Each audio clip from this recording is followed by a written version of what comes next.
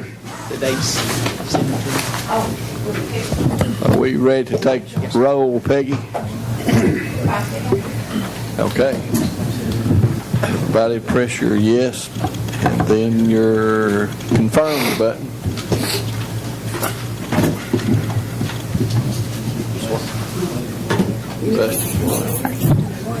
Bob, you now. Go. Well, I understand this Give him right. a- I mean, it's not even clean enough. Forward, don't reverse order.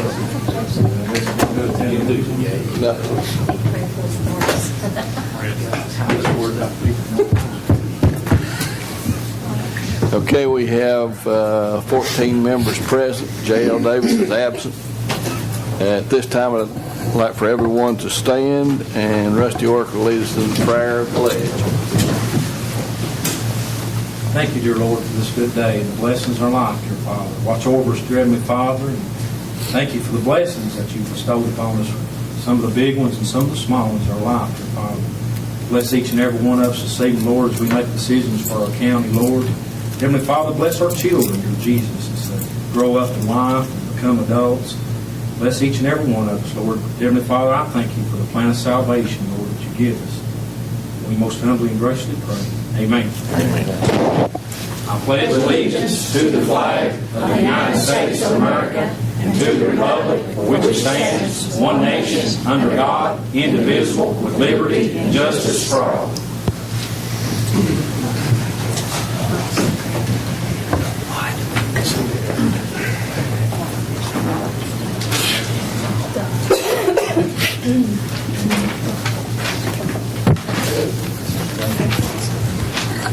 Okay, you have in your packet the minutes of the meeting of April the 15th. I'll entertain a motion to approve those minutes. Motion to approve the minutes from April 15th, Mayor. We have a motion by Rusty Ork, seconded by Johnny Bruce. Any discussion, any questions? Seeing none, all those in favor of approval of the minutes of April 15th, vote yes, then press your confirmed button. Those opposed, vote no.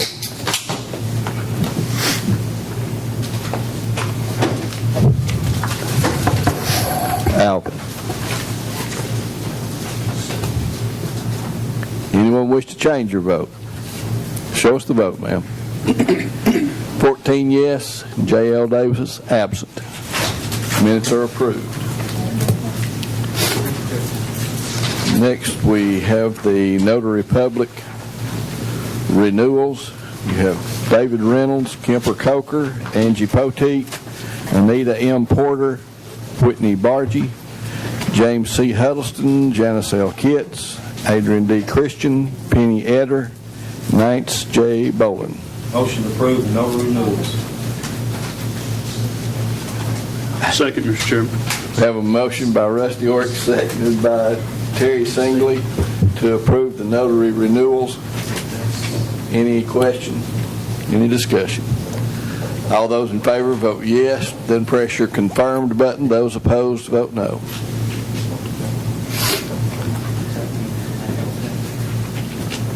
Anyone wish to change your vote?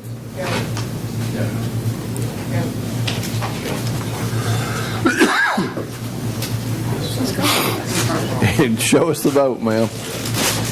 14 yes, J.L. Davis absent. Notary renewals are approved. Call the vote. Atkins, yes. Ayers, yes. Bailey, yes. Baird, yes. Bruce, yes. Evans, yes. Hall, yes. Hatmaker, yes. Nance, yes. Ork, yes. Rutherford, yes. Singley, yes. Walden, yes. And White, yes. Okay. Now I'll entertain a motion for the new applicants, new Notary Public applicants. Motion for the new applicants. Mayor, approve the new applicants. Second. Motion by Rusty Ork, seconded by Johnny Bruce. The new applicants are M. Keebler Williams, Amanda Lay Davis, Mark Anthony Moore, Jessica Nicole Pleasant. Any questions, any discussion? All those in favor of approval, vote yes, then press your confirmed button. Those opposed, vote no. Anyone wish to change your vote? Show us the vote, ma'am. 14 yes, J.L. Davis absent. Notaries are approved. Next is I'll entertain a motion to approve committee reports and minutes. Also to include the minutes in tonight's handout. Motion to approve the minutes, Mr. Chairman. Motion by Oric. Do I hear a second? Second, Mr. Chairman. Second by Terry Singley. Any discussion? Any questions? Tom Hatmaker. I guess this would be the time to point out, after discussing last Monday night's budget and finance with Joe, although it wasn't, the budget and finance is advisory committee like the rest of the committees, we failed to elect somebody to temporarily fill that position. By doing so, we violated a House rule. I know Bob's real big on the House, on our rules that we've got. The mayor conducted the meeting, and I think I asked you if we could do that without the vice chair and chair, one being here. If it comes up again, we need to elect somebody to do that.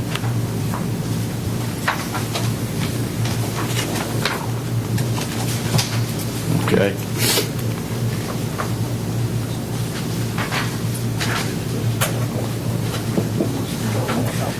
Okay, everybody ready to vote on the committee reports and minutes? All those in favor, vote yes, then press your confirmed button. Those opposed, vote no. Anyone wish to change your vote? Show us the vote, ma'am. 14 yes, J.L. Davis absent. Motion is approved. Now we'll take up the budget amendments and funding resolutions. Entertain a motion to approve the budget amendments. Make a motion, Mr. Chair, to approve budget amendment 5-1 through 5-20. We have a motion to approve. Do I hear a second? Johnny Bruce seconds the motion. Any discussion, any questions? Okay, all those in favor of approving the budget amendments 5-1 through 5-21, vote yes, then press your confirmed button. Those opposed, vote no.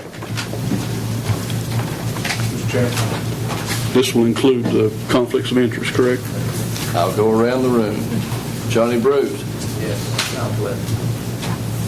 Sue. States a conflict, but she's voting. Yes. David Adkins. States a conflict. He's voting against conscience. Alvin Evans. Yes. Bob Walden. Knowledge of topic. Feel that my vote is in the best interest of my constituents. Very good. So diplomatic. Steve Rutherford and Terry Singley. All state of conflict. Anyone wish to change your vote?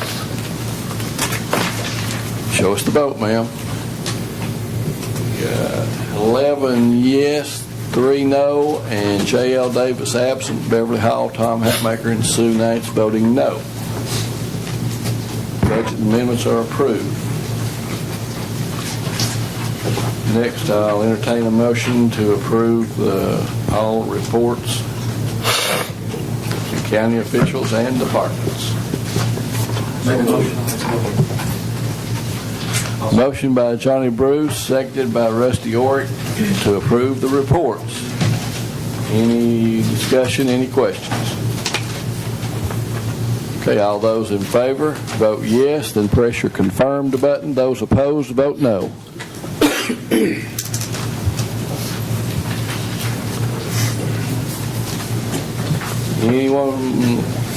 Anyone wish to change their vote?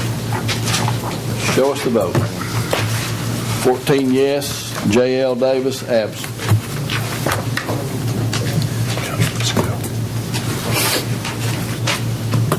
Okay, moving on to other matters. Do we have to approve this?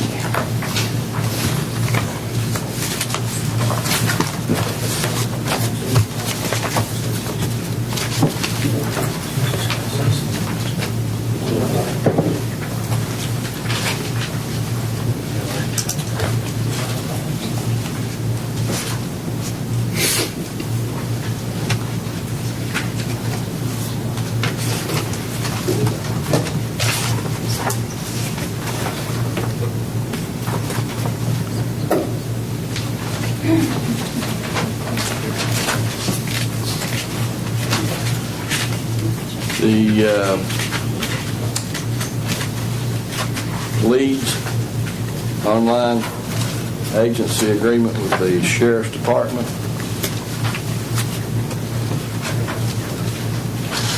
I'm assuming we have to approve that.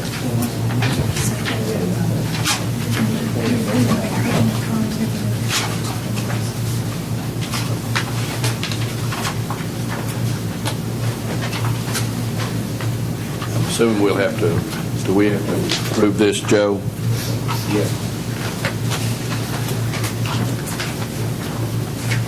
Mr. Mayor, have you had a chance to talk with the sheriff about this? I have not.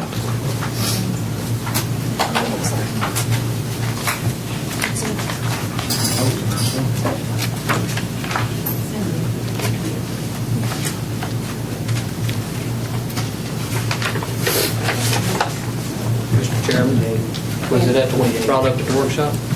It was in the packet at that time.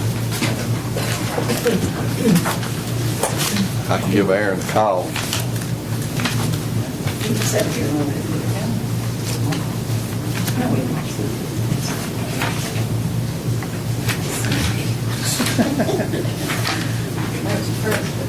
It's just stuff that it's been stolen, they put online, am I right, Mayor?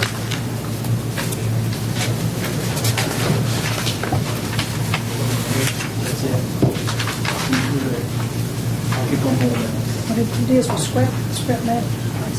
Anything's been stolen, they Aaron? keep up with it. We're up here talking about the Leeds Online agreement, agency agreement for you all. What does that deal with exactly?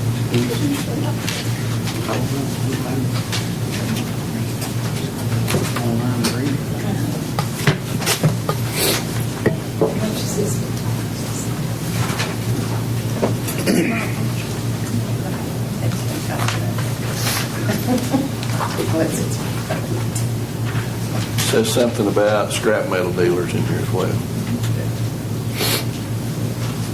Okay.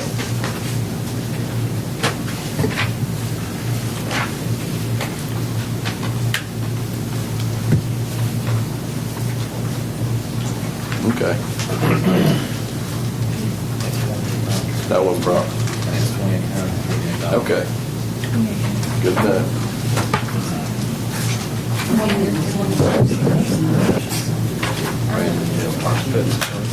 Okay, what this website agreement is to aid the Sheriff's Department in locating stolen property with scrap metal dealers, pawn shops, and that sort of thing. They can look up on the website and match their list of stolen property with what is for sale at pawn shops and what scrap metal dealers have taken in from different people. You look confused, Bobby. I need a motion to talk about it. I make a motion. Motion by Bobby White, seconded by Johnny Bruce. You look perplexed, Marie. It's a, I couldn't. You're just trying. I can't hear. Now you can't hear. David Adkins. it's a 1-year agreement, a 12-month term. Right. Is it in their budget? Are they asking? I don't know, it's $2,850 basically for a year. And they agree not to raise their rates for that year. Anytime after that, though, that fee may be higher.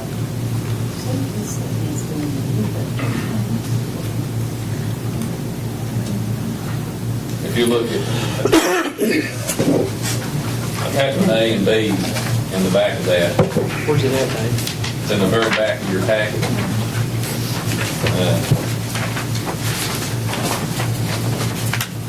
The contract is pretty standard, I think. Tells what their duties are and tells what ours as a county should be, and then the terms are in 6.1 through 6.6 of that section. Article number 6.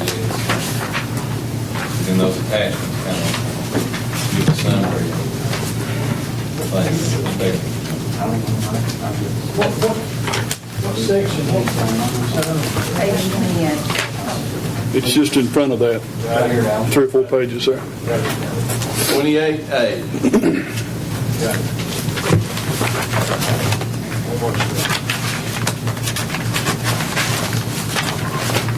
Eric, did Aaron say it was important that we pass this tonight, or can we hold it off till next month till we make sure we've got budget resolution in place to see where it's coming out of? It's got a May 15th date on it.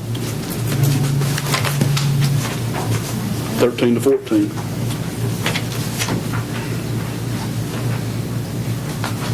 I mean, I know where we're coming from on this. I'm sure it's something that's very needed.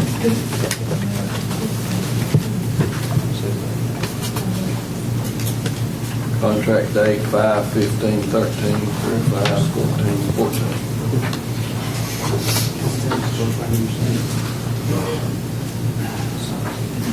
Joe.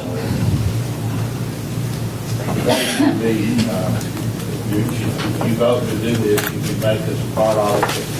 We would begin on a particular date. Obviously, 5/15 is not when it began. I mean, Right. as far as I know, there's been no activity. It's not been signed or?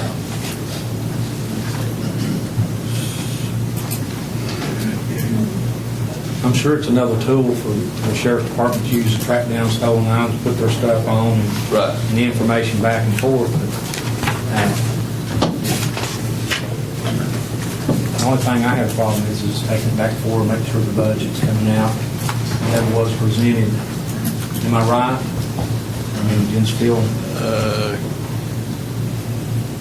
Could we put some sort of caveat on it that, You could, if you want to run it tonight, you could make it subject to budget availability that would not require further action of the commission. But if it was something that would require action from the commission, then it would be deferred until next month. You could make that. If they have a line item they can draw out of for this, sir, I'm for that. I mean, but, and I'm sure that's probably what it is because it never presented to us. Bobby White, you made the, Is this going to take in every pawn shop in the United States that they report what they take in? And, I mean, kind of clue me in on what this is about. You know? I have no idea. Anybody? So why don't we just put it off to next month? How's that? If it's contingent on approval anyway and budget money being there, Right. it's not going to make any difference. They The should date's have not had signed. somebody up here. Well, it's Or not should have signed, said- so. Should have said something to somebody about it. Make the motion, I'll second. But this needs to go through jail committee also. I would think their scope, but it's no different than their NCIC and their fingerprint and stuff. It says, Bobby, Yes, sir. it says nationwide search access to transaction data from secondhand dealers. So it is nationwide. I think it's something new that's been going, that started out that they're trying to get involved in. And if you had a source that you could go on the internet and look for items that's in your area that's been stolen, that'd be a great source. But the only problem I have with it, we just need to make sure that Just have them come to workshop next month and My talk about it. question is this: is a dealer supposed to notify somebody anytime they buy anything, or does the deputies go around and make an inventory of what they get? I mean, how does this work? David? I may be wrong, Bobby, but I believe that the sheriff's department or any other law enforcement agency that has subscribed to this would enter in to this website the things that they're looking for.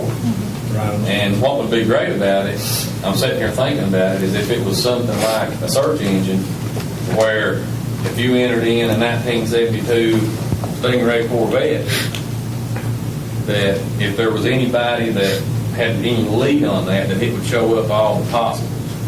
And I don't know. once again, if we had more information, it'd be, Bobby, Mr. Chairman. Would the pawn shop not have to do their due diligence and list that stuff also? That was, Bob Walden.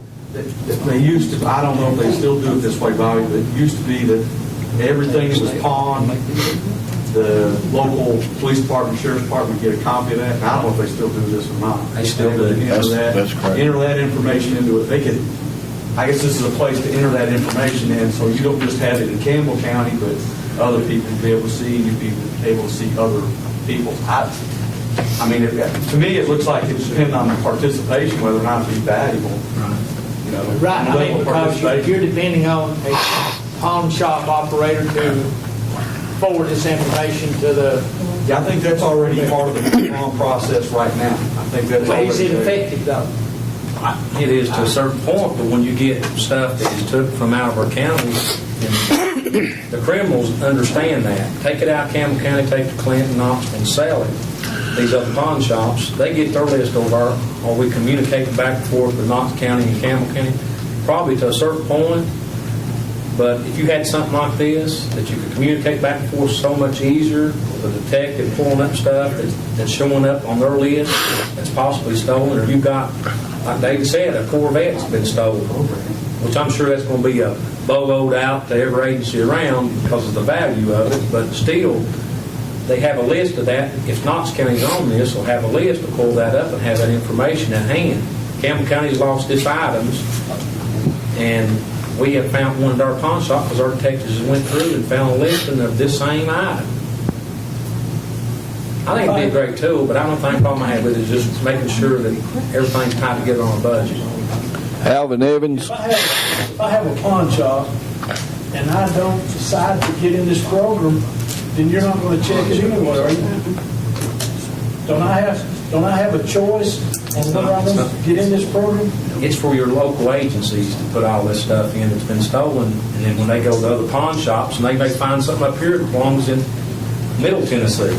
So everything that I take in as a pawn or purchase will be on a list, and that list is in the county, and they, I think they're getting way out of the ballpark, Bobby, I believe, or Alvin, I'm sorry.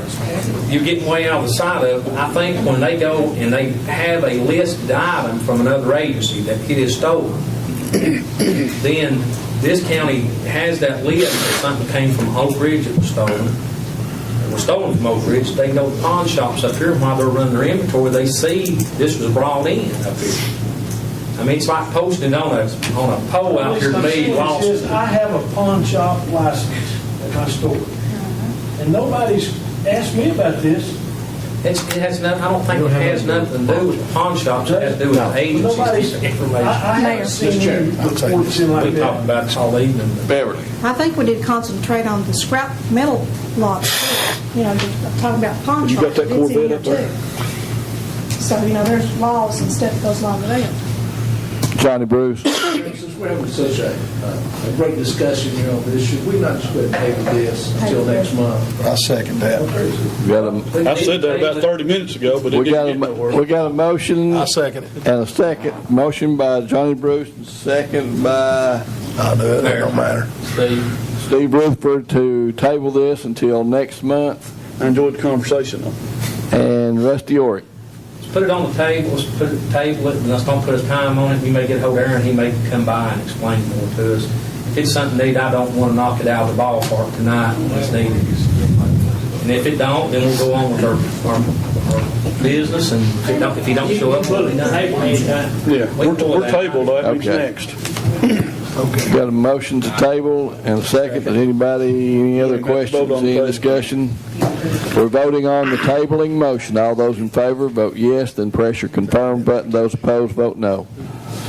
I ain't studied my rules. Come on, there, Mr. Singleton, you led me down the wrong road, buddy. Bob Walden and Alvin, On the tabling motion. Anyone wish to change your vote? Show us the vote. Got 14 yes, and J.L. Davis is absent. The tabling motion prevails. Moving on.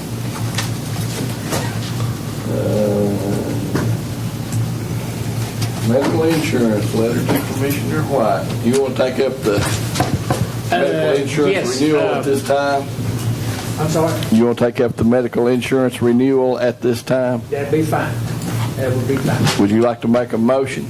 I make a motion that we accept the proposal by Ms. Samples for our Blue Cross insurance for the next fiscal year at a 6% increase.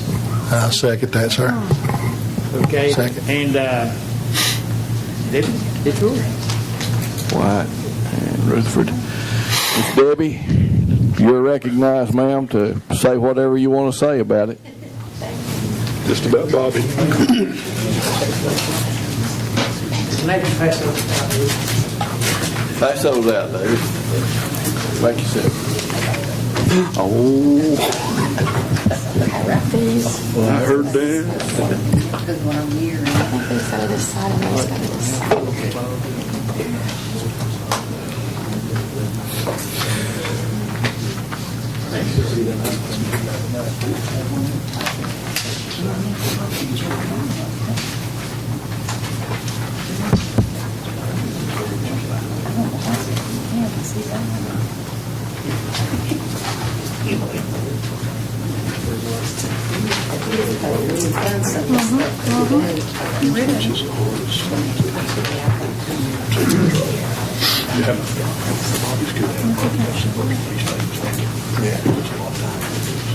Me and him wanted to take a shot at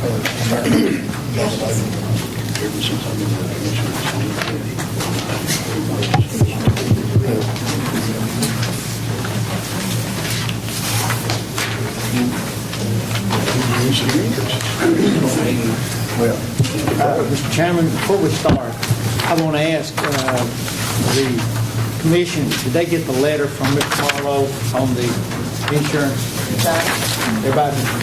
did everybody get the letter that Jeff sent out concerning the rate increase on the health insurance, medical insurance proposal? May 11th, 2000? And it was also in the, it's also in the packet here. Okay. we need to back in on schools. Yeah, we've got them. Would you do the breakdown? Okay, Debbie, anything you want to say or just want to answer questions, or what do you want to do? I'd like to kind of go through the renewal Okay. process, if that's okay. That's fine. We originally received your renewal with an 11.39% increase. When we pulled the claims for year to date, you have extensive increase in claims, and let me explain that to you. If you'll take a look at the graph that I've provided to you, what I look at when I prepare this graph monthly for you all is the green line, the solid green line, is what's available to pay claims, and the solid red line is what your claims are actually running for a 12-month average. And anytime your 12-month average gets closer to your green line, that's not very good news. As a matter of fact, your MLR for just the first, and MLR, I'm sorry, we have a lot of acronyms in health insurance. That means medical loss ratio. And you may have heard from the Affordable Care Act that large groups are subject to certain limitations, and that is 85% of whatever you pay in premium dollars must be used to pay claims, and 15% is used to pay admin costs like processing your claims, customer service, ID cards, meetings with your employees, etc. For small group, for groups less than 100, that split is 80-20. But you, of course, are considered large groups, so it's 85-15. So this line is representative of 85.6. You actually have been given, you only have to pay 14.4% to Blue Cross for your admin and taxes. Because your claims have gone up so dramatically, and it's the typical claims, it's cardiovascular, and it's also diabetic claims. None of the other carriers were willing to quote you this year.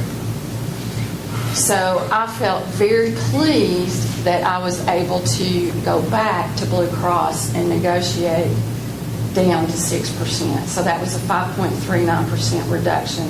And the way I was able to do that was working with the finance office to determine which employees with high claims had terminated. And we had a meeting with the underwriter, and he did agree to back those large claims out since they're now no longer on the plan. So that's the good news. The bad news is I have no competitive quotes to bring you.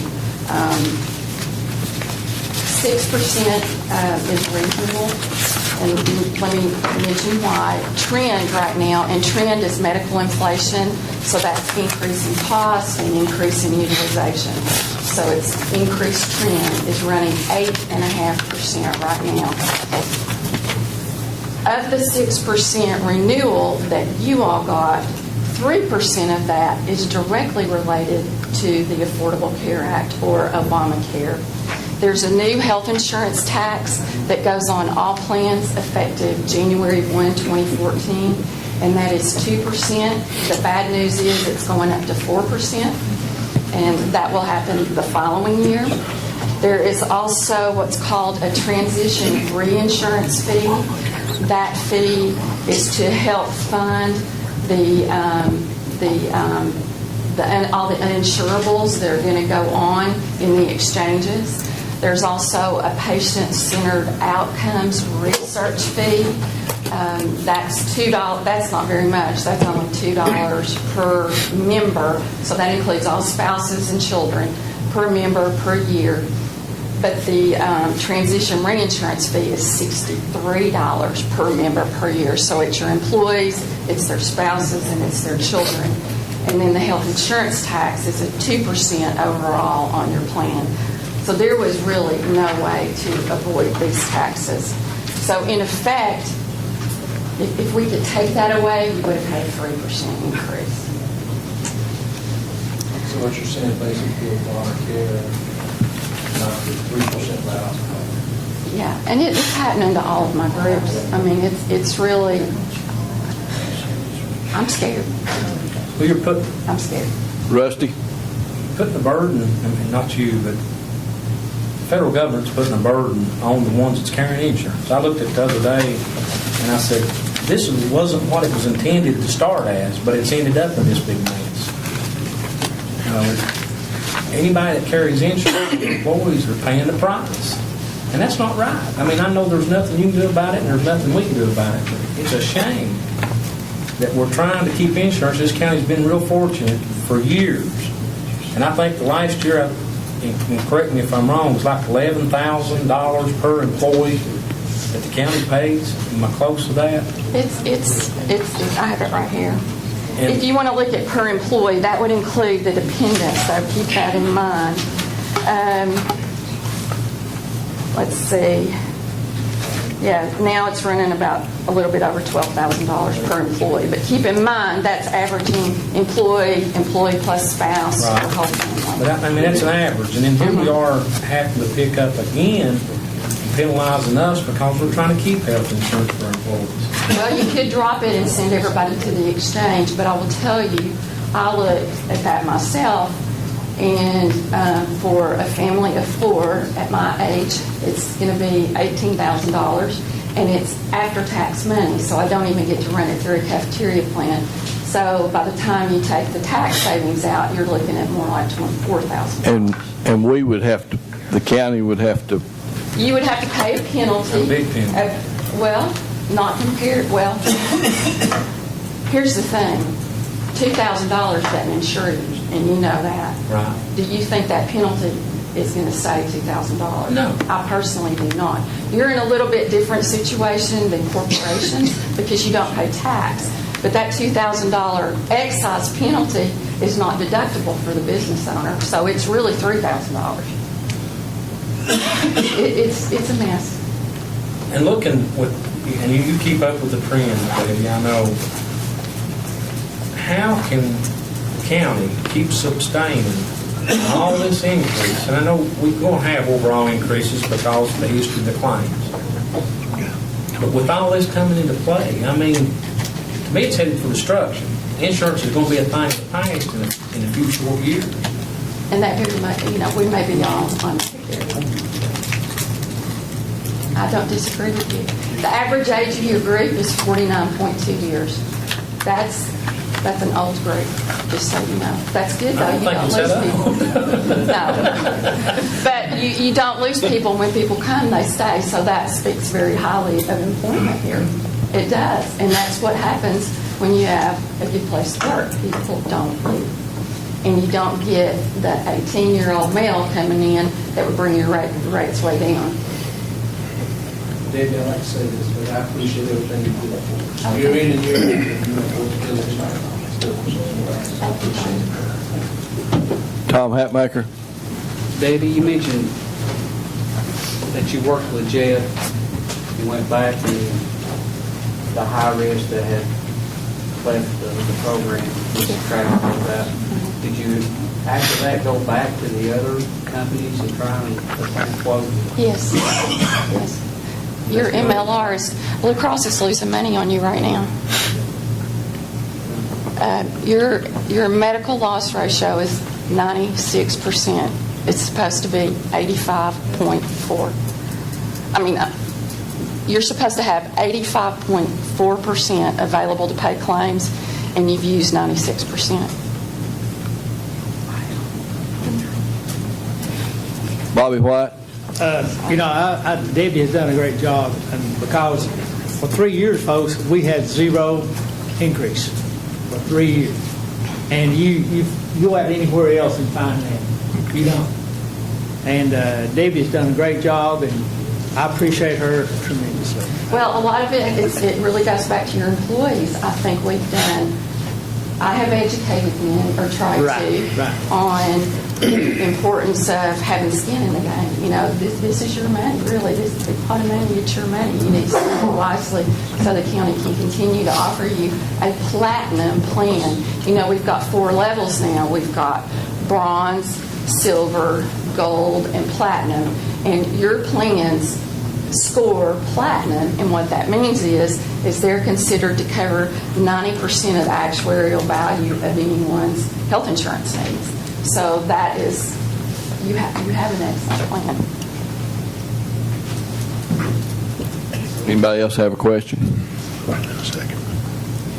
We're ready to vote? We're ready to vote. All those in favor of renewal, vote yes. Push confirm the button. Those opposed, vote no.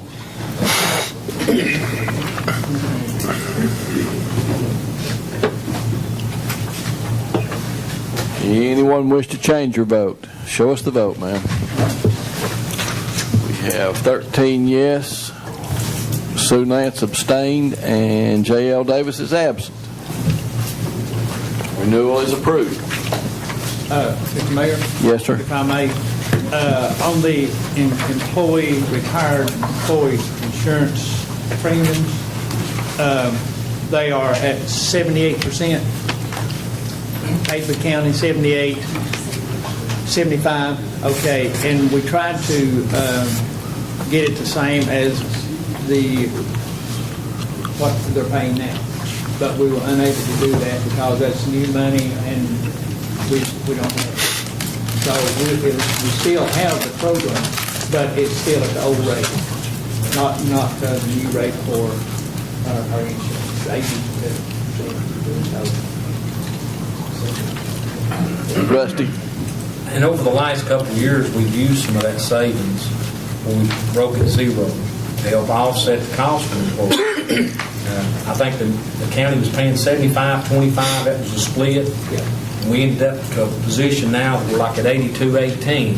But not on the Not on the retirees, but we're still, over that savings over the last 4 or 5 years. I mean, I've sat on the insurance committee for a while. We've come out pretty good. We're doing great. And and I know that we can search out for a cheaper insurance, but you're not going to get anything like we've got. And employees is going to pay out of their pocketbooks for procedures, for anything that they go to the doctor's offices. I'm telling you, foremost myself, I went through that, and we changed insurance a few years ago, and we ended up with not a whole lot to look at. Discussion. Mr. Chairman, Tom Hatmaker. I want to commend Bobby and the committee for taking advantage of that committee and getting this done. You've done a good job. Thank you, sir. Okay, moving on. Internet sales tax opposition resolution.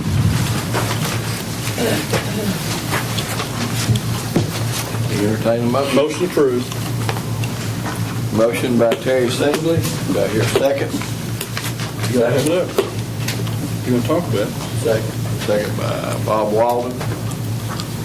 Did everybody get the letter the email that I sent out?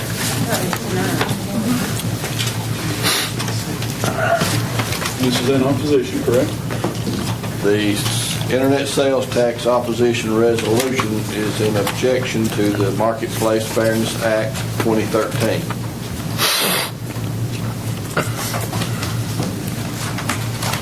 And what the Marketplace Fairness Act does, it just tries to put the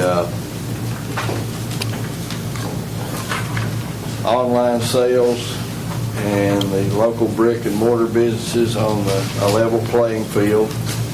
It's not a new tax. They're just attempting to make those folks collect sales tax that's already in law. And it'll hopefully stop the loss of billions of dollars in uncollected tax revenue, estimated to be over $23 billion in 2012 alone. And some of the arguments that would require remote sellers to collect sales tax, creating an unfair burden on those businesses, are not as strong today because there are certified providers out there with the necessary software to keep track of various state and local tax rates that already exist. I'm assuming that you just, once you plug in the zip code, it matches up and calculates the sales tax. No big burden.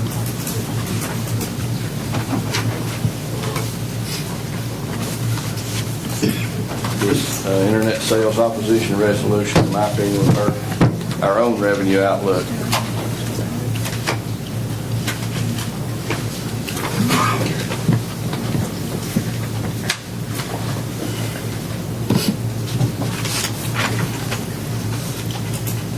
Anybody have a question?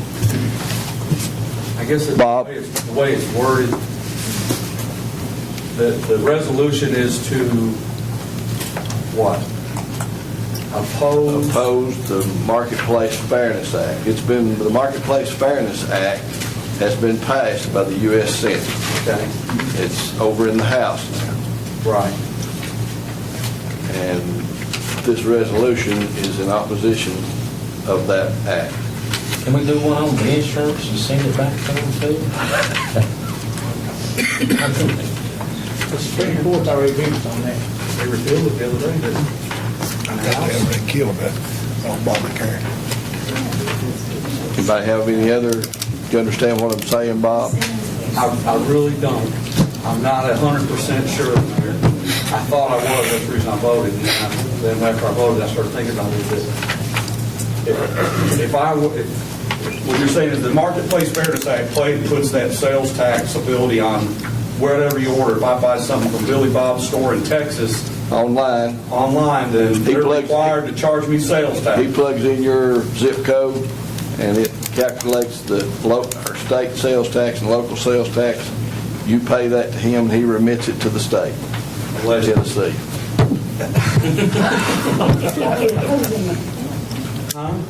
That's what I'm saying. So if I am against it, I would vote yes for this. If you don't want them to be able to collect sales tax across the country on online sales, then you need to vote for this resolution. Okay. I need to change my vote. We haven't voted. We just put a motion on for it to discuss. That's all we done. When it comes time, I need to change my vote. Okay. You did already vote. I know. That's what I said. That's the reason I said. Okay, all those in favor of the internet sales tax opposition resolution, vote yes. then press your confirmed button. Those opposed, vote no. I need to change my vote. Okay, I'm pulling a Bob. If I vote yes, I'm saying we want the sales tax or we don't. If you're voting for the resolution, you're saying, You don't I do not want online companies to charge me sales tax, or to be able to collect sales tax on their sales. And if they collect it, they'll remit it. It comes to the We'll state and county. We'll get our portion of And it. then the state won't give you none of it. Yeah, they will. Are you okay? Yeah. Does the county get a portion of it back? Yeah. Yes. Allegedly. Well, then, why would we oppose? We need some money, I'm telling you. That's why I sent you out this email today. So if we vote no, we're saying that we want the state to collect the tax and give us part of it back. Yes. See, everybody thought that just because I made a motion so we can talk about that, blew everybody's mind. I just tried to make sure. You gonna vote, Marie? There you go. Okay, anyone wish to change your vote? I do, sir. Okay, do we undo what we got? Just hit your button and change. You should change it, because you're not called for that. Whatever opposite you vote. Well, it doesn't matter because I voted for. Can you Because I was thinking. just take we'll just take the vote and then we'll then vote again. We're gonna vote again, guys. This one My bad, I'm sorry. this one doesn't count.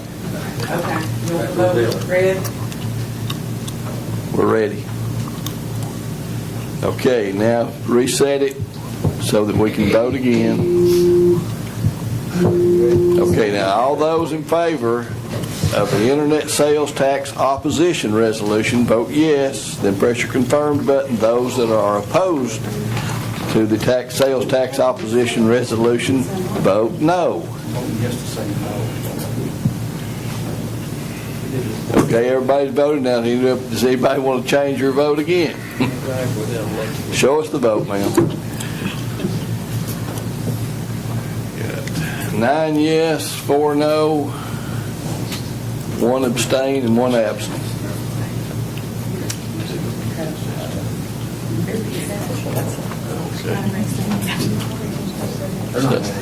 So the motion, the resolution is approved.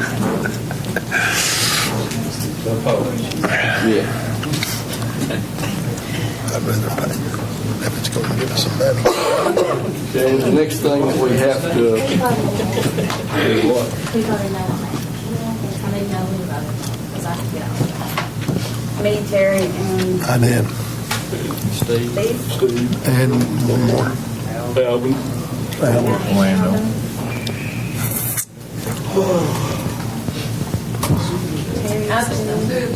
Alvin and Marie. Who abstained besides the... Well, I can kick out of me as an abstention. It was just a big confusion anyway. 2 abstentions, 1 absent. 9 to 4. 9 yes, 4 no.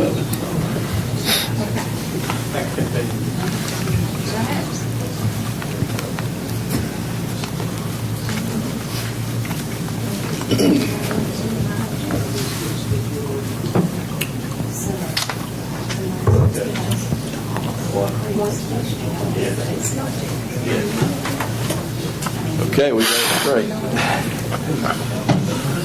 The Johnny Bruce, Ridgewood Volunteer Fire Department, exception to the capital outlay resolution.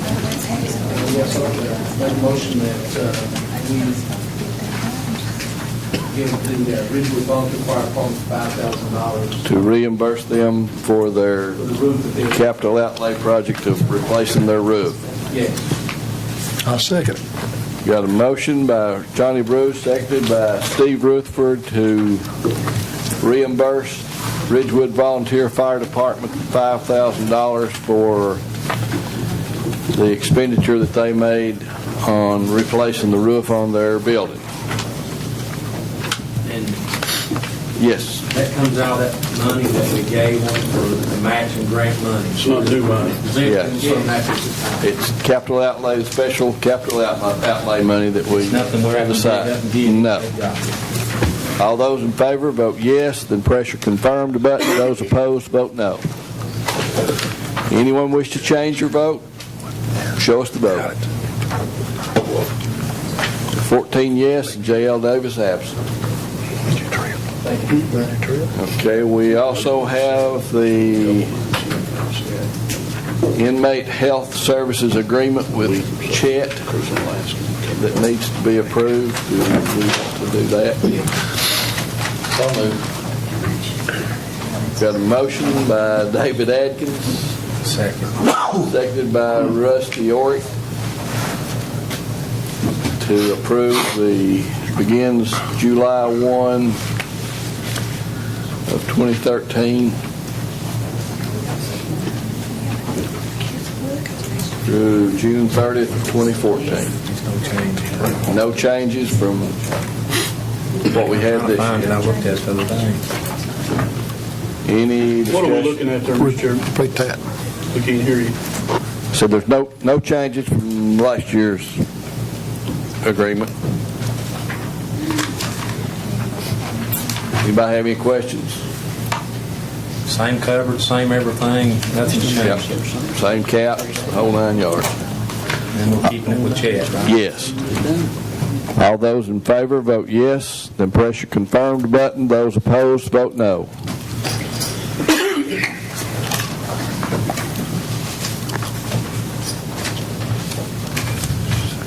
Anyone wish to change your vote? Show us the vote. 14 yes, J.L. Davis absent. Health Services Agreement is approved. Okay. The school board met last Tuesday and have a recommendation to the county commission. One of the school board members had contacted David Adkins and asked him to take it up tonight, but we have school board chairman Josh Parker here. He'll tell us what the recommendation is.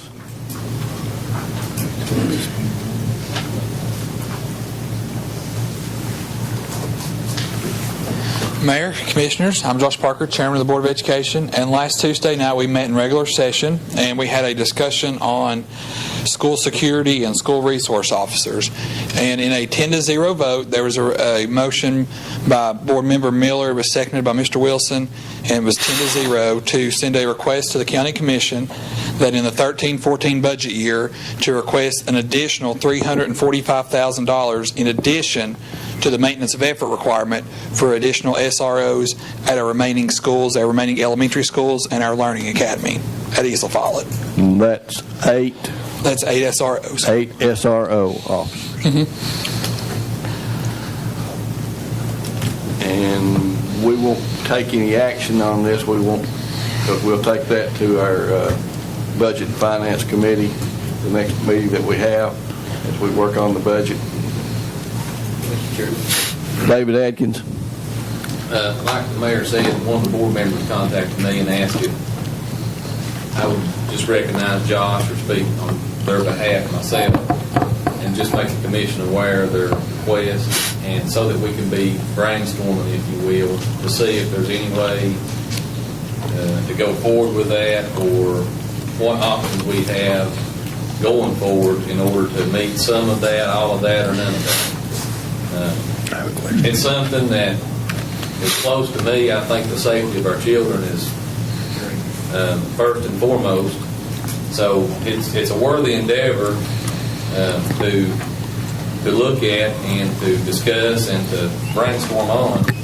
It's just going to take, I think personally, if we could have some kind of a, I don't know if we want to form a special committee or just have joint meetings between our group and the board, and the sheriff needs to be involved, and probably the finance department, to see what, if anything, can be done. I don't know a whole lot about it, and that's the reason Josh is here. He may know more than I do, but there's a COPS grant that's available, and I saw Aaron just walk in the back. But if you're not familiar with the COPS grant, if you apply for that and get it, then it pays 75% of the cost associated with putting the additional SROs on.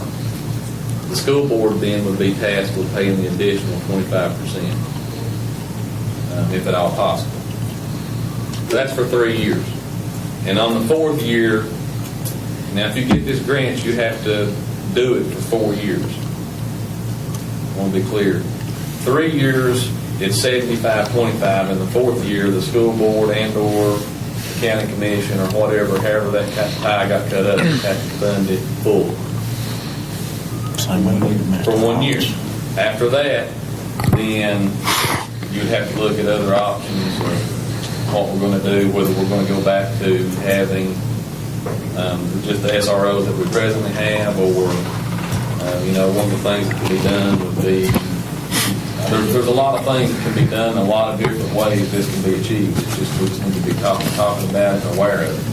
And I know there may be a concern with how this would affect maintenance of effort. This past year, the General Assembly passed legislation that would allow the county legislative body, the funding body, to give a one-time contribution, if you will, towards school security, and that was part of the SRO legislation, towards school security, and not count against the county's maintenance of effort. So, But, Rusty, in the past, I know in '06, we first started this SRO thing. And at that time, we contracted with the sheriff's department. So we actually didn't put no money into the school system. And that's what not trying to cut corners and make the effort or add to it, but in a program like this. But I'm with David, if we can get it funded, puts us on down the road for a little while, that we're using some of the big boys' dollars. Sometimes we don't ever get a hold of it. We're going to look at it. We have a lot to deal with, and probably a lot of meetings with you, Josh, concerning it. Mr. Chairman? Alvin?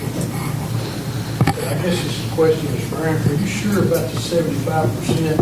I thought that those COPS grant was 3 years at 100%, and then you had to hire them an extra year or two full time. The city of Jellicoe has a COPS grant, and we've been getting one for the past 5 or 6 years, and the COPS grant's 100% for 3 years. They'll pay. But then after that, you have to hire them with your money for a year or two. Now, there may be something different. It may have changed. Because we're going to apply for one too, but I know the last one that we had is up in September, and it was for 3 years at 100%. Is that correct or incorrect? Mayor. Rusty? If I ain't mistaken, we was proposed the same thing, but in different areas like you did, Jellicoe. But that was under that stimulus package. That's why it was 100% out. But it's now went back to 75 when that stimulus money was gone. And still, the 4th year coming. Okay. And do I know it all? No, but I know at that time, Kids applied. At the last meeting, they gave us the wrong information. Kids got 100% of it under that stimulus proposal. So it's 75 now. Mr. You have time for 1 year after that. Johnny Bruce? 3 years, 75 and 1 year. The thing too, I mean, it might be a situation where, the COPS grant said, we're not, we're looking for SRO officers. Sure. We're looking for a patrol officer. Sure. So that could be. Yeah, and it could be. David Adkins?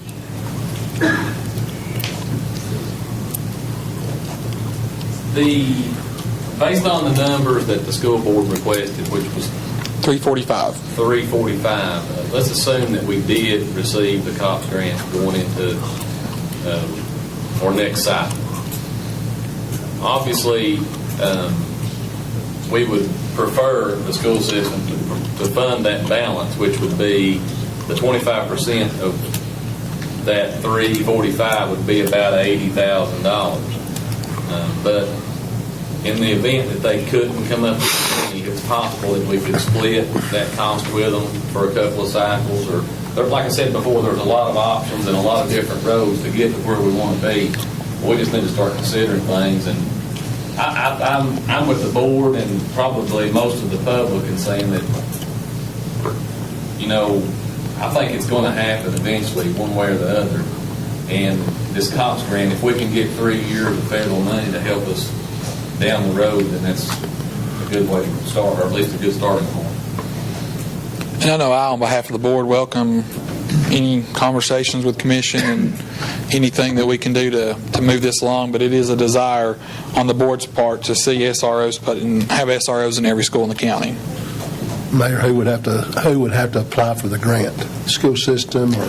I believe the sheriff's department has to apply for it. Have we even talked to the sheriff about that or anything? Well, that's what I was saying earlier is, I don't know if it's a special committee needs to be formed or what. We need to have some meetings with all the parties involved. No official Just making us aware. contact. We've just talked among ourselves. If we're going to put them in place for next year, hadn't we better, just like David said, we better get on it. There's a deadline on this COPS grant within the next. If we were to do that, get the COP grant, and it's $80,000, could you all swing the $80,000, or would you need help from us? Steve, I don't want to speak for which direction the board will go. I mean, I know there is a desire to see this done, and if any way possible, you know, we understand the budget constraints, and if there's any way possible, we would try to cover it, I believe. But it's tight. We understand it's tight. But at some point, the need is going to be more important than we're going to have to do something and get it done. Josh, what's the alternative if you don't get it?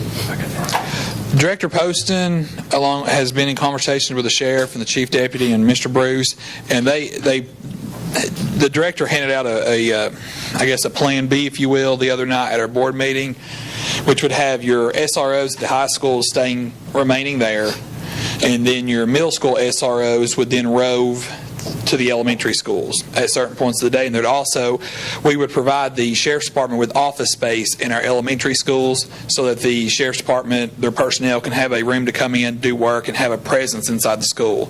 That was handed out by Director Poston last Tuesday night.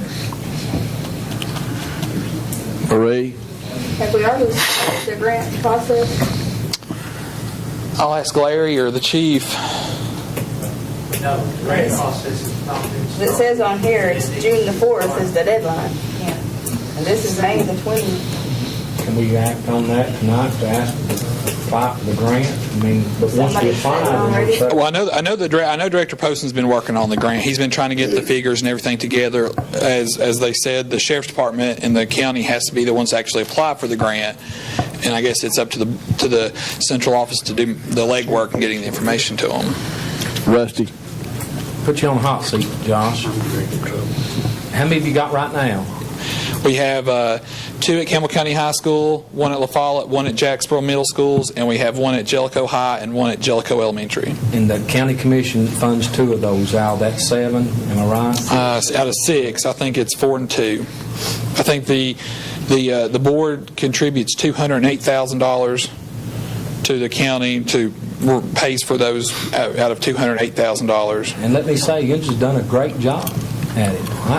I've kept an eye on it. You just did a great job. The sheriff has did a real good job of keeping good people in place and handling all the problems at scene. And when you go through problems like that, you see them, Bob. Actually, it makes it a lot better when you try to support something because they've been handled right. I mean, you work every day. Listen, do I need to be recognized? I just want to say, one, I've advocated for SRO programs since 2002, long before we ever had a school shooting. When Dr. Smallridge was the interim director, I began lobbying for an SRO program when Sheriff McClellan was sheriff, and I was kind of like the voice crying out in the wilderness. Was told basically Glenn Nelson had a Jeep down there, and that was a good enough program. And that's one of the things, Josh, I guess, it has the potential to be a much better program. It's a good program, make no mistake, and they have hired some really good people, and I've worked with several of them, and I'll say that I don't know that I've worked with any that don't have the kids' best interests on the forefront. That's very important to me as an administrator, as a parent. But that program is being minimized to a point. In other words, we're just using one aspect of it when there are other aspects to the SRO program that need to be magnified, educated. For instance, Mr. Bruce, have you been to SRO management training? No, sir, I have not. Okay. I don't think we have anybody besides myself who's been to school resource officer management training to be certified SRO managers. I've asked board members if they would go to SRO basic school or SRO management school. I'd ask you to go. I plead you to go.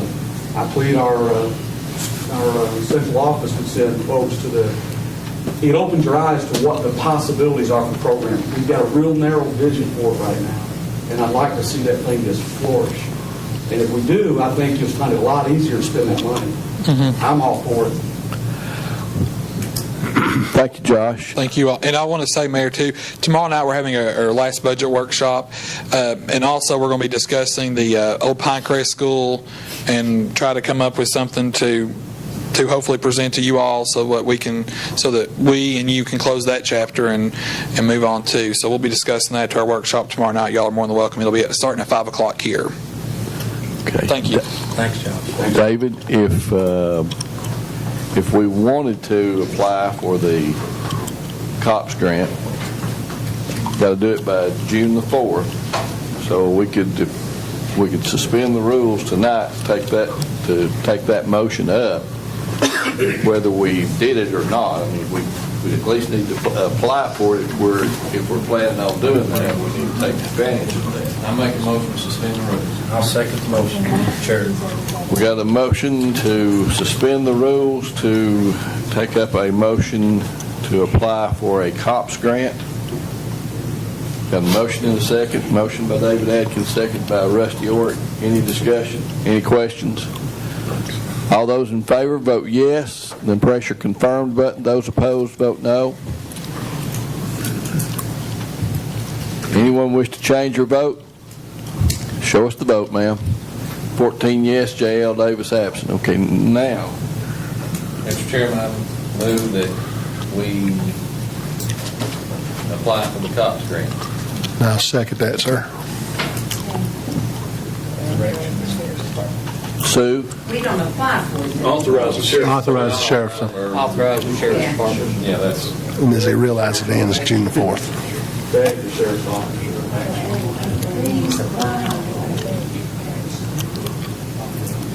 Was there a maximum on that? Or was that what Alvin was asking? That's what I asked. Is there a maximum that you can apply for? Alvin, I may be wrong, but I think there is, because we discussed this at the East Tennessee Development District meeting a week or so ago, and there is a maximum. Okay. And I'll find out what that is and email everybody. I know I've talked quite a bit, but one thing, what I'm hearing about this grant is all these counties are applying for it. I believe we might get some more leeway down the road in the next couple of years that they may move it on forward that gives us extensions when we have to do that full year. That's what I'm hearing. But Okay. whether my sources are telling the truth about it or not, but I believe they are. I believe the majority of the counties is going to apply for this. Okay. And it's open to everybody. Johnny Bruce? We had even asked the city of Jacksonville, how they work with theirs, because the city of Jacksonville had the first SRO in Campbell County, Jacksonville Middle School. It was funded with the COPS grant through the city. So, they might be able to help us. Right. Well, folks at East Tennessee Development District, I'm sure that they've helped apply for a lot of them from the different cities and counties, so they'll be able to help us as well. David, one thing that I might mention here that I just now thought of,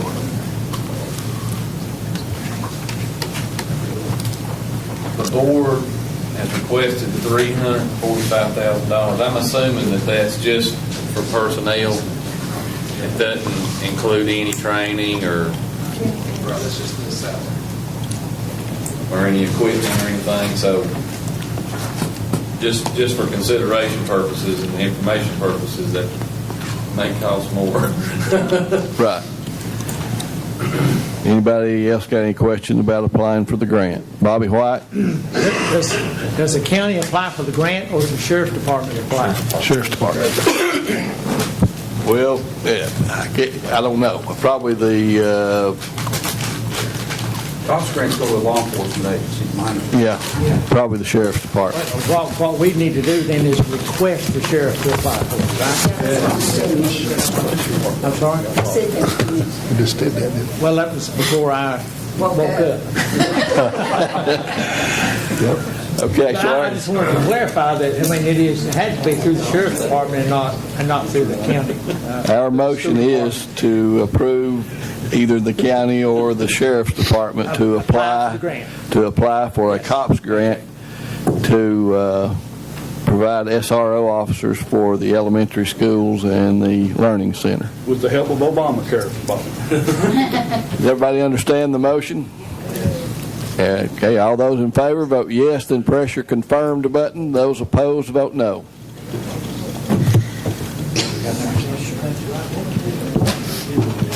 Anyone wish to change your vote? Show us the vote. 14 yes, J.L. Davis absent. Josh, and the school board's going to back this up too, Josh, by applying, helping to apply. Yeah, Director Poston, been working. I didn't think you ever said, but I'm sure that whatever you can get, however you can get it. The way I take it, in theory, it's the sheriff's department that applies for the grant, but obviously, I think the central office will provide the critical information to the sheriff for the grant. Good job. Recognize him. Okay, we'll go back. Aaron, if you come up to the microphone a minute, we want to ask some questions.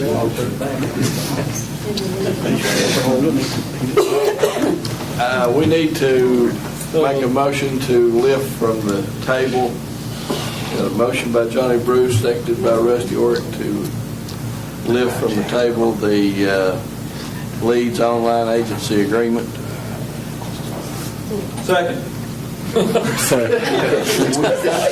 Anybody got any questions until we vote? Okay, all those in favor vote yes, then press your confirmed button. Motion by Johnny Bruce, seconded by Rusty. That's his coaching, boys. This is just to lift from the table the tabling motion. Anyone wish to change your vote? Show us the vote. 14 yes, J.L. Davis absent. Okay. Now we need a motion. Motion by Johnny Bruce, seconded by Rusty Orrick, to approve the League's online agency agreement with the Sheriff's Department. Now, Aaron, explain exactly what it is. What you're voting on is just an agreement, and Leads Online is an online computer program that hooks up with pawn shops, gold buyers, and salvage yards. Their property goes into that at no cost to them. They enter it into this database, and it helps us recover stolen property at a higher rate. It's simple as that, and we're paying for it out of our drug fund. So you can get online on this database, and whatever you've got, serial numbers, whatever, you can check it against what's in that database, and that way you can find out where it is if it's there. That's correct. The numbers for other people that are around us, their solve rates went up 15 to 20% average. Just gives us another investigative tool to find that stolen property anywhere in the United States that's hooked up on this database and Leads. Paying for it out of the drug fund. That's correct. So this needs our blessing to spend the money, basically. So you're just needing us to approve you to approve the agreement. That was the guidance that the finance director gave us, yes. Okay. Good deal. Does everybody understand what we're doing? Yep. Marie? I'm all for it, but I just have a question. All right. The pawn shops, the metal dealers, whatever, it's all voluntary though, isn't it, that they report? We have to have a good working relationship with them. We do. They've all agreed to do that. All of our local pawn shops and everybody has agreed. That's Any more questions, Marie? So you can even work with like. They would rather us do that than come to them every day or every week like we do now. We go to all of them. They would rather do that for us. By the end, they're done mailed it down and gone. That's fine. Any more questions? Bobby White? Oh, actually, that cuts down on the workload of your officers. It's beneficial 2 or 3 ways, especially to the victim. But I mean, it frees your officers to do the other thing. Instead of going to pawn shops and getting a list and all that. It will free up now. Okay, is everybody ready to vote? All those in favor vote yes, then press your confirmed button. Those opposed vote no. Anyone wish to change your vote? Show us the vote, ma'am. 14 yes, J.L. Davis absent. Thank you, Aaron. Thank y'all. Okay. Moving on, I had put on the agenda to allow the Campbell County Rural Fire Service to use the $5,000 to acquire the Pinecrest Fire Department property. We'll put that on hold to see what the school board, what action they take as to what we need to do next with that. And I also had a resolution requiring minimum mandatory training requirements for employees of beer permit holders. And I sent you all out a copy of the Responsible Vendor Act. It had the fees that are paid to the State Alcohol Beverage Commission, and then I handed out tonight another bit of information that tells you what is on the application and what the fees are that are remitted to the commission, and what the fees are for the teaching of the class and so forth.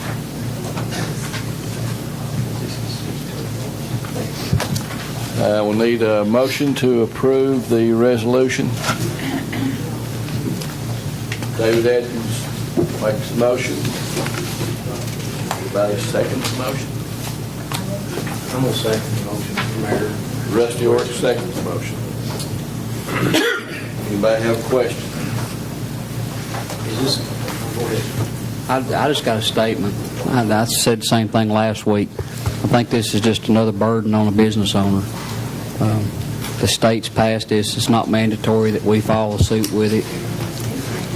I think we're just putting more burden on business owners that are struggling now. It keeps the business owners from having their license revoked or suspended the first offense if they go through this training. Food City, they provide their own training, and from what I can gather, the legislature in the next few years may make it mandatory once it has time for folks to have access to the training and so forth. It also reduces their fine first offense if they have had this training. Rusty. You just had a beer board meeting prior, Wendell. I think you're the chairman. I came in late. Did you discuss this with the beer board? We wanted to see what the mayor had to say, mostly about it. So it's not mandatory that we have to do this time? Passing this resolution just sets the minimum requirement that you have this training. Now, you said in the next year you think that it will... Well, in the future, that's what they're saying, that they will require this to be done. And the fee is paid to the state of Tennessee or to Campbell County? There's fixed application fee is paid to the Alcoholic Beverage Commission, and certificates are valid for 1 year. And you don't have to take the training again. You just have to pay the fee again for the state And it says 0 to 15 clerks. Is that, the $25 is for up to 15 clerks or per clerk? Up to 15 clerks. And then the other one, 1 to 15 clerks, that's a $50 fee for the same thing. Right. So in essence, if they've got less than 15 clerks, they're going to pay a $75 extra a year per vendor. Plus, they do have to pay a $30 fee per clerk to take the class.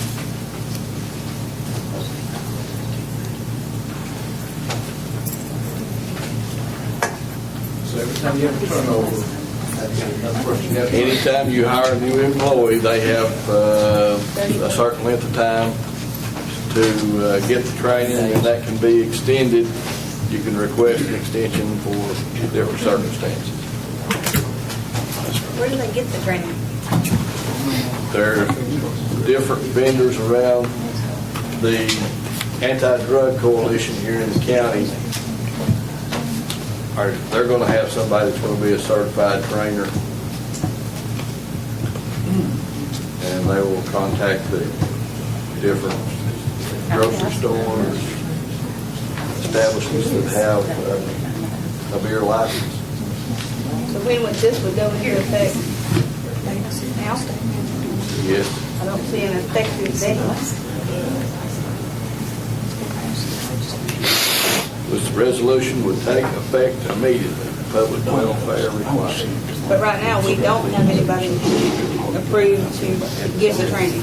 Well, this is not approving anybody. This is just setting the standard that, yes, Campbell County wants folks to comply with the Right, but I'm saying if we're telling them you gotta have this training, is there anybody locally yet to do it? There are groups, there's people, there's vendors that do that all across the state. And I do have the names, addresses of 2 different groups. David Atkins.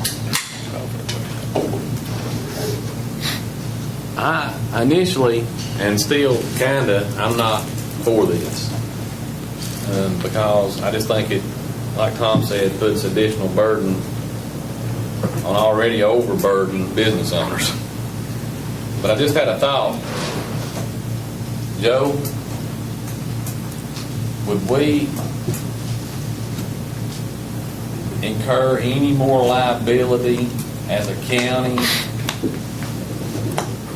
if we don't do this, for whatever reason, a vendor out there sells to an underage person or whatever, and they get out and do something and kill themselves or kill 2 or 3 other people?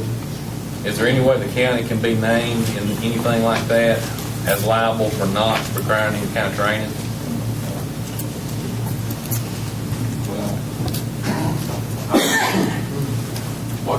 What you're basically asking here is, would the county have liability, additional liability, if you decline to adopt what would be a discretionary act, since this is not something that is mandatory? And I do not believe that you would incur any additional liability. Now, that doesn't mean that you wouldn't be included in a lawsuit, as you well know, but I mean, if it's discretionary, then that means that you either can or can't adopt it. It's up to you. Okay. And I don't think that would result in additional liability if you said no.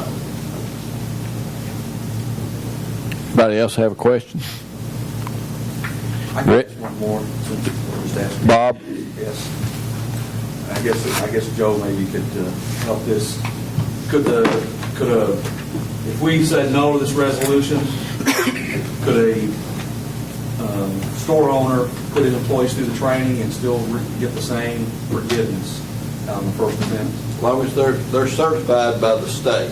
Right. They have a certificate, and they have to display it in their business for each person that... We don't have to have this resolution to make that part of it possible. No. It won't be a requirement. Even better. Right, correct. It would be, Right. their participation. It's still not a would be- requirement, even if we pass the resolution, right? It's voluntary. You're setting minimum, you are setting minimum mandatory training requirements. But we're not saying they have to go through the training. We are saying they must put their employees through the training? What do you say? I think if you pass it, the answer would be yes, that it would be a requirement, a minimum requirement. At state law, it's voluntary to comply with this act, but if we put this in place, mandatory that you do, if you're selling beer in Campbell County,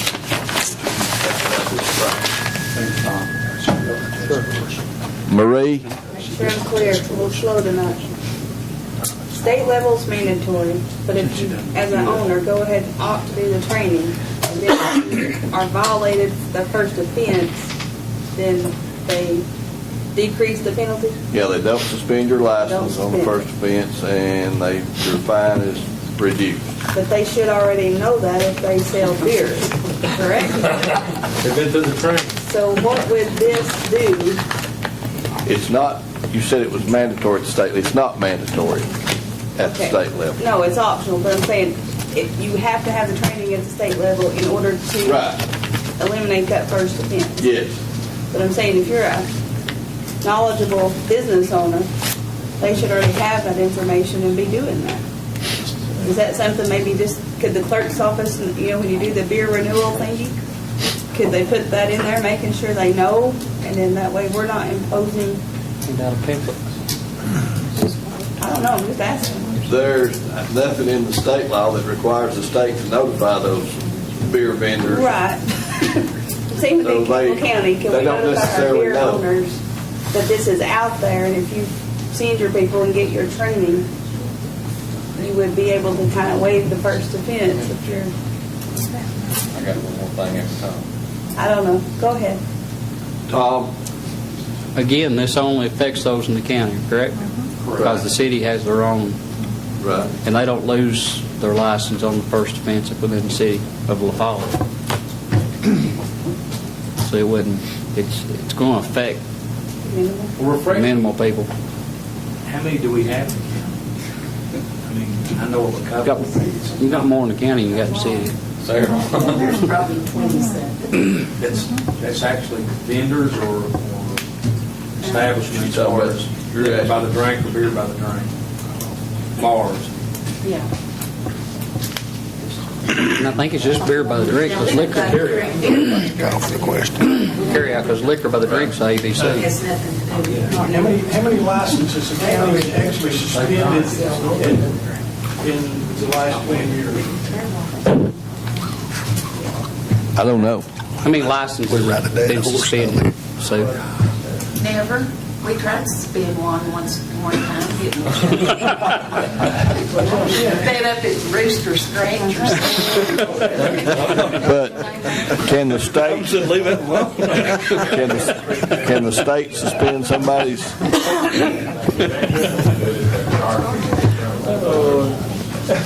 Bobby White? I was getting ready to say, and somebody said it before me. I was on the beer board for seemed like forever. We have never pulled a license. We have never for underage sales or whatever, or Sunday sales when we didn't sell on Sunday. We never pulled a beer permit. The beer board, never. Something we think we need Should you to. have at times? Absolutely. Yes. One more thing. David Adkins? Joe was trying to say something, I guys. think in the instance of the Rooster's Scratch, the establishment has been about a 12 by 12 structure, and it burned completely down. He just sold out his car. He was selling it out of the front. We didn't suspend him. Another person had made an application, I think, to get a replacement license, and that is probably one of the reasons why we're not suspended. Okay, David Adkins. Call for the question. I've never had the fortune or the misfortune of selling been tasked to selling alcoholic beverages, but I would imagine that if I was a business owner, then I would train my people accordingly. And if I wanted to send them for additional training, I would want to make that decision, not the government making that decision. One question. Alvin Evans. Does that include full-time and part-time people? Yeah, if you're selling beer, then you've got to have the certification. Okay. Ready to vote. All those in favor of the resolution, vote yes. Those opposed, vote no.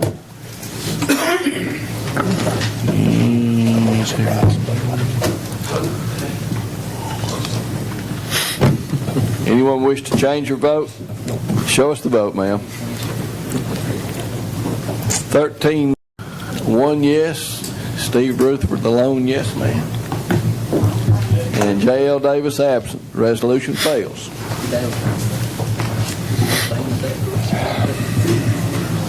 Okay, we will need to suspend. I'll need a motion to suspend the rules to take up. We have three.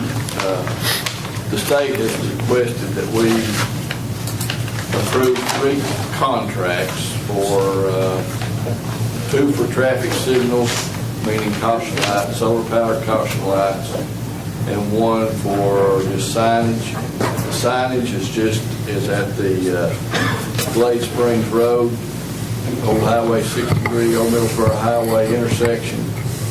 It will not have traffic signals. We'll have various signs, markers, rumble strips, guardrails, and that sort of thing. They are repaving Highway 297 from the Pioneer Post Office to the Oswego Road, and they want to install a solar-powered caution light at 297 and Elk Fork Road and at 297 and Oswego Road. They're going to put up other guardrails and other traffic signs as well. I know you have to have a motion, so I'm going to go ahead and make the motion to do this, but I need to ask a good question. Okay, we've got a motion. Do I hear a second? Bobby White seconds the motion. We'll go ahead. That's a state highway, Right. and I'm not trying to kick it, by no means, but why are they wanting us to pay for it, Mayor? They just want us to maintain it. Maintain it. They're going to install all of it. And I asked Richard, and he contacted TDOT, Nathan Vatter, and they said they had been using these solar caution lights for about 5 years and had never had any problem with them as far as maintenance cost. And the only concern he had was that if somebody shot it out or tried to steal it. But it's still on state property highway. That's what's got me blown. I'm sorry. Right. I mean, it's a caution light. Yes, sir. Rather than signs, I mean, That's dangerous right there. There's at least one severe right there. They have done the studies, and our studies are wrong. I can tell you that. As a matter of fact, there's so many signs right now on state highways that people are so confused, they don't know what to do. Yeah, where'd that money come from? Mr. Coker called me this afternoon and was asking some questions, and he wanted to know. He asked me the question if I knew why they had put all these signs up the highway. Good question. I got a grant. And I said because our open container laws are in the state of Tennessee do not comply with federal law, so we don't get as much highway money to do construction with, but we get more highway funds, federal funds to do safety with. And that's why we have all these signs, because they're out there trying to. Reckon we can trade them in? Joe said about, he said they were confusing to a sober man, but Exactly right. Rusty. And I know there's somebody sitting behind a desk in another state who look down on GPS and decide to put these there. But I'm like Barry, the Rescue Commission, and like Joe. I don't know. Sometimes I want to stop in the middle of the road because I don't know what to do. Right. And I've got 2 young boys driving, and they said, Dad, that has nothing to do with state law, the way this signage is laid out. And somebody's wanting to pick somebody to blame. I know a lot of people blame the fault. The fault don't have nothing to do with it. Right. Jacksboro don't have nothing to do with it. And go back to that original thing. I'm for anything they can do on our road. I mean, if they need to help Glade Springs, I'm for it.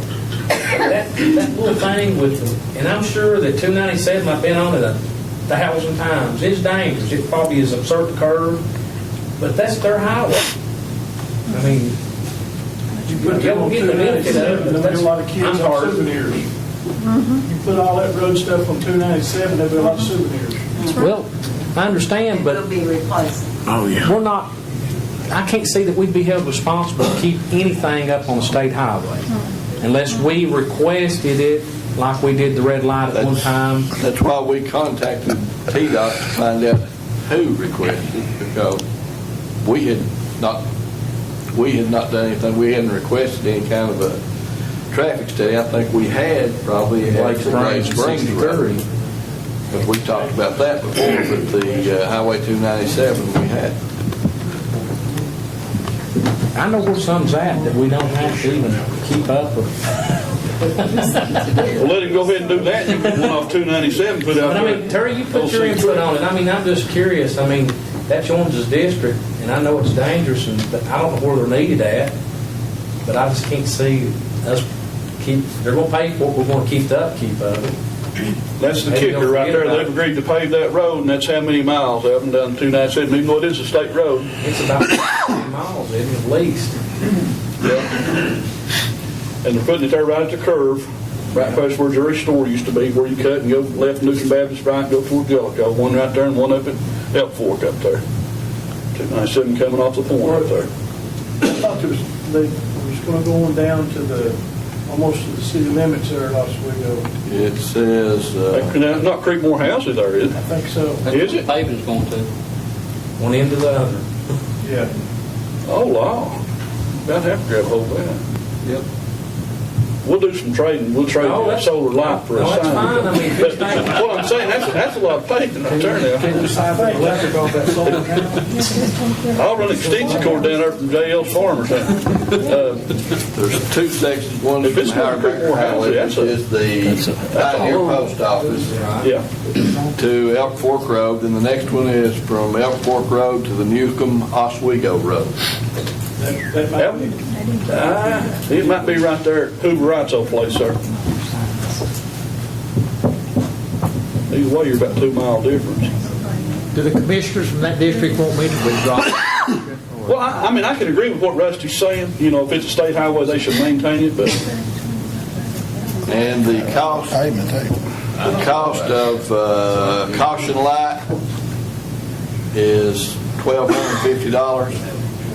So if somebody shoots it out or steals it or whatever, it's going to cost us $1,250 to replace it. They've got 2 of them. So do we have to replace it? Do what? Do we have to replace it? Does it actually state that? I will tell you what it says.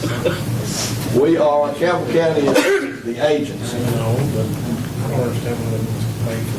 The agency agrees to comply with all federal and state laws and regulations in performance of its duties under this contract. The parties hereby agree that failure of the agency to comply with this provision shall constitute a material breach of this agreement, subject the agency to repayment of all state funds expended and expenses incurred under this agreement. So yes, we'll have to pay for everything.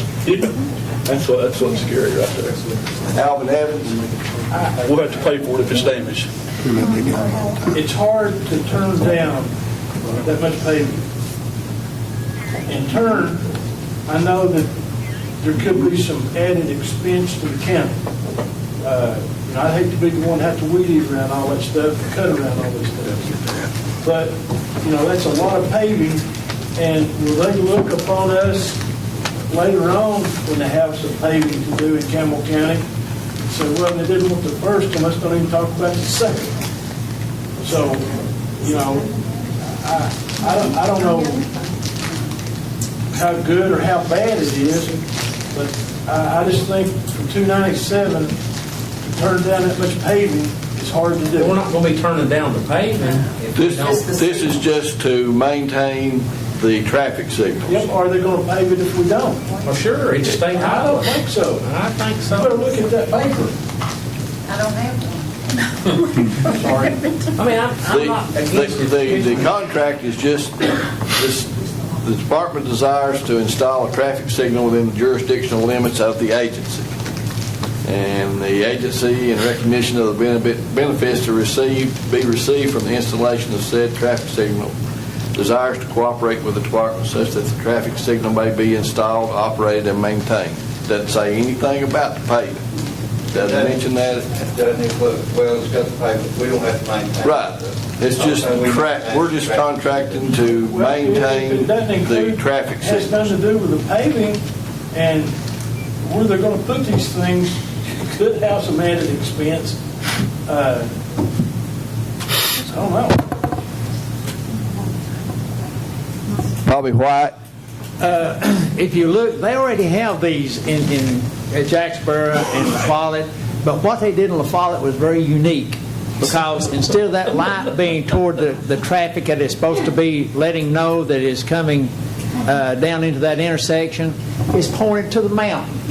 And that saves being shot out, you know, because they don't have much of an opportunity to shoot it out as they go by. It's just, the state knows what they're doing.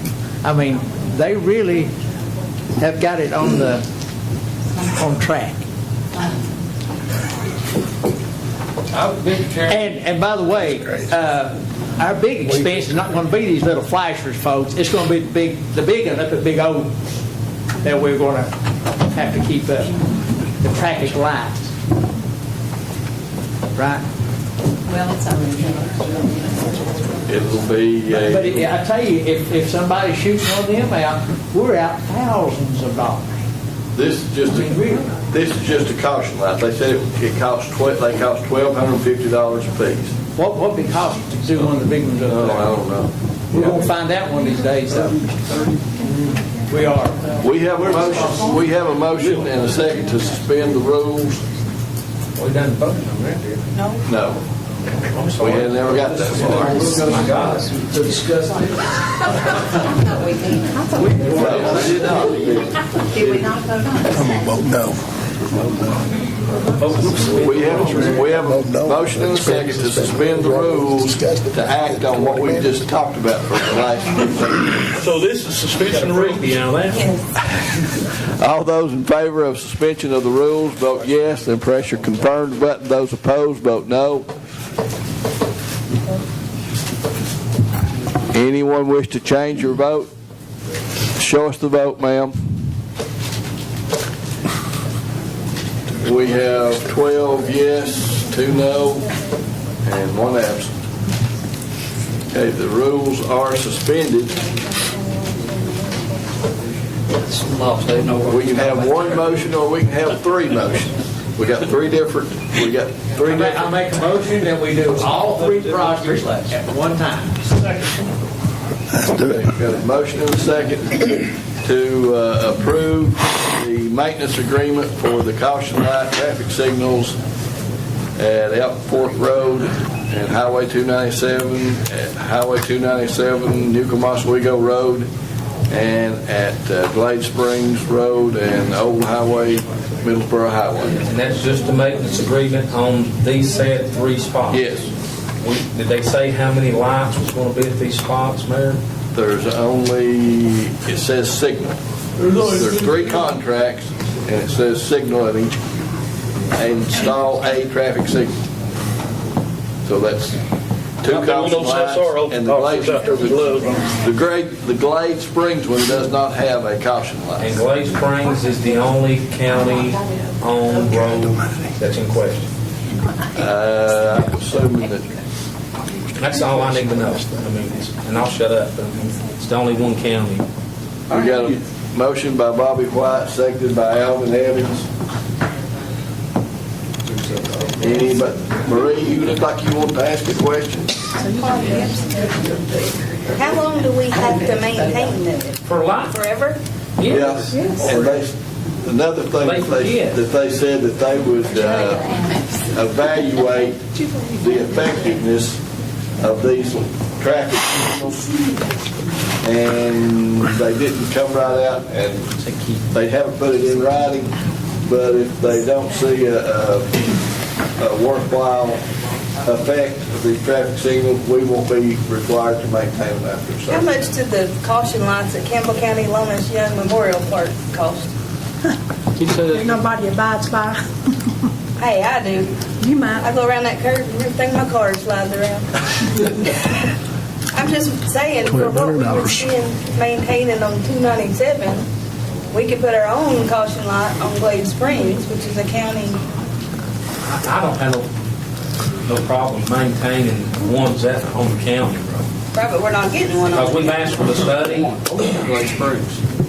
Glade Springs and 063. No, just signs. It's just signs. There's going to be no caution lights going to be installed there. Rumble strips, signage. The guy that Richard contacted today was Nathan, Vatter. Call him.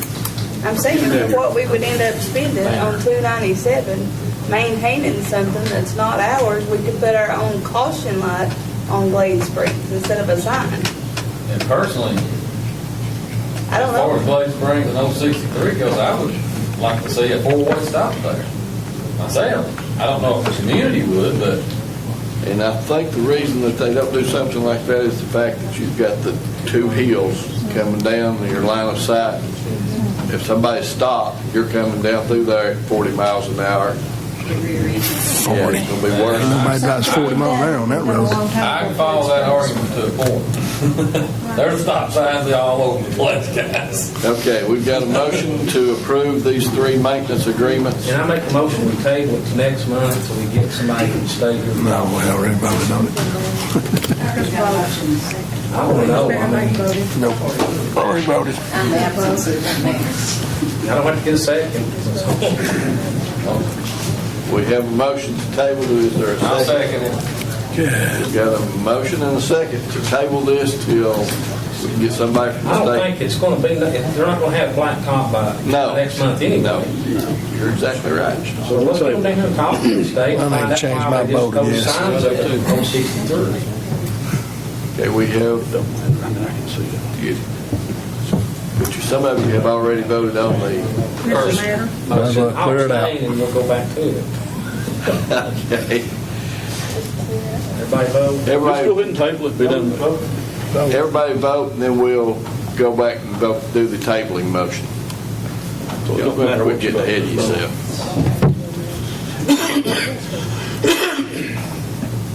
Okay, show us the vote and then wipe it off. How'd you get to be absent, Sue? Been absent on that. Okay, clear the board. And Sue, you need to mark yourself present. What do I do? Present? Yes, and confirm. And present and confirmed. Thanks, me, the folks will. Okay. Now we're voting on the tabling motion to table this until someone from the state can come explain exactly what they're doing and why. We're still in discussion. Anybody have a question? No, let's go. Okay, all those in favor of the tabling motion, vote yes. Are we ready to do that? I didn't know anything about it. Let's go. Okay, all those in favor of the tabling motion, vote yes, then press your confirm button. Those opposed, vote no.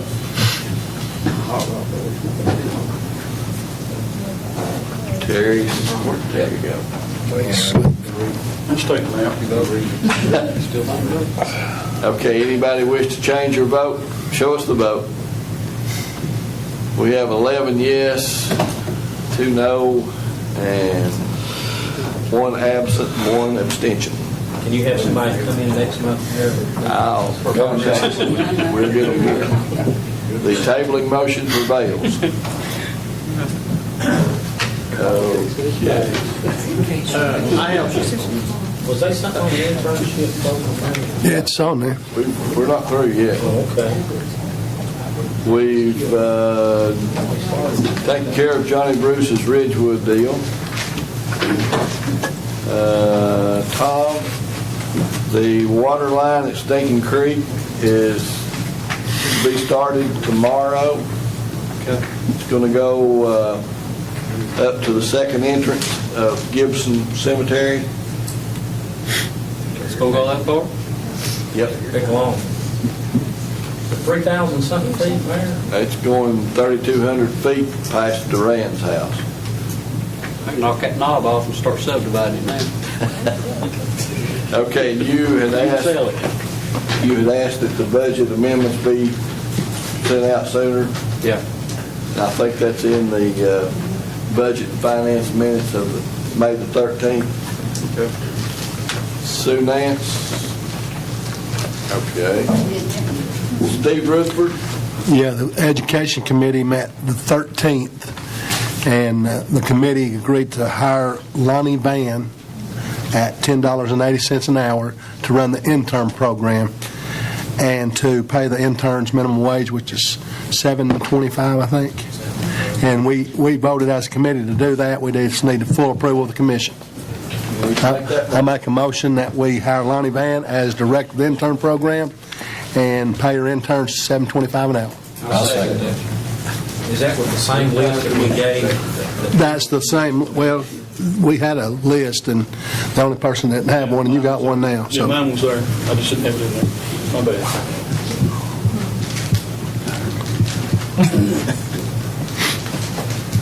Okay, we have a motion, second, to hire Lonnie Van as the intern program director at $10.80 an hour, and the interns at $7.25. Is that minimum wage, sir? Sure is. Yes. Okay, that's what we decided on, yeah. Any discussion? All those in favor vote yes, then press your confirm button. Those opposed vote no. Anybody wish to change your vote? Show us the vote. 14 yes, and J.L. Davis is absent. The only announcement that I have is the governor is going to be here tomorrow afternoon at 2:45 at Campbell City Hall to sign the Lynn's Law bill into law. That's the bill that deals with somebody abandoning a mentally challenged person. 2:45 at Campbell City Hall tomorrow. Tom? I had also asked about maybe getting a better definition of budget amendments as they come before us, a better description. And you said to ask you about it, you said to put that on there. Do we need that in the form of a motion?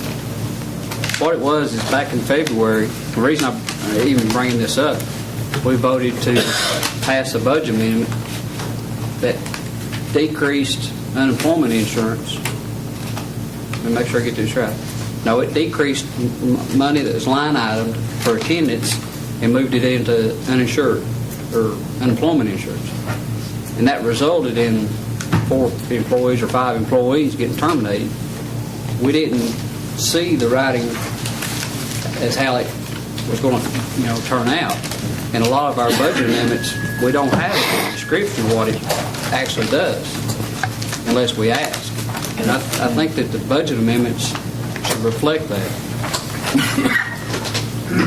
They're written where they're specific, but they're vague. Well, and that's why you have Budget and Finance Committee. It's just... But you can't say that was the reason those employees got fired. No. No, I can't say that's why they got fired, but I can tell you that was a prelude to it. Anticipatory. I think it looked like it was a pretextual idea to move that money out of salary into unemployment. I think because I saw the same thing afterwards. I mean, I doubt that, you know, even if there'd been a full explanation, I don't think it would save. No, I don't either. But just like the other night, we were asked to approve a budget amendment for some solid tires, but nobody knew what solid tires was. There's not a piece of equipment out there that's got solid tires on it. The only thing that's out there that's got solid is tracks. If you're buying tracks, tells you're buying tracks, don't tell us you're buying solid tires. You know, I just think that I mean, it's up to you guys. I'm just putting it out there to you.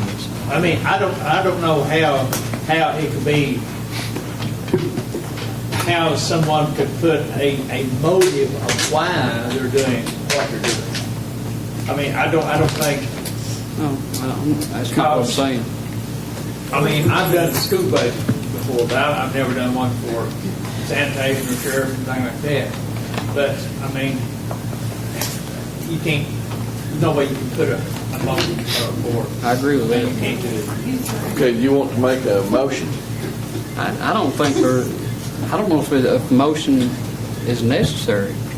If maybe I can just talk to Jeff and get it wrote that way. If that doesn't satisfy you, appear to work or satisfy me, then I'll bring back a motion. I think on the tires and the tracks, and this is my opinion, if you look at line items across the county and different areas like Sheriff Department, it usually says tires and tubes. And that's the way I understood it when it said tires and tubes. It should have said tracks. But it come out of that line item, budget line item that said tires and tubes. You know, whether Richard, go ahead. With all due respect, a lot of this has to do with the state accounting. Right, you have Give us certain ones that But I see allow. what Tom's wanting to know when it gets down to that point. Well, You may just we want to don't have no consider. rubber cars. Some of us got an accounting background and we can figure that stuff out. A lot of us don't. Part, you know, that's what he looks at. He's an accountant. He looks at the cars and tubes, what state give him. And we need something a little bit more specific in the budget finance meetings. Motion to adjourn. Second. Okay. We are adjourned.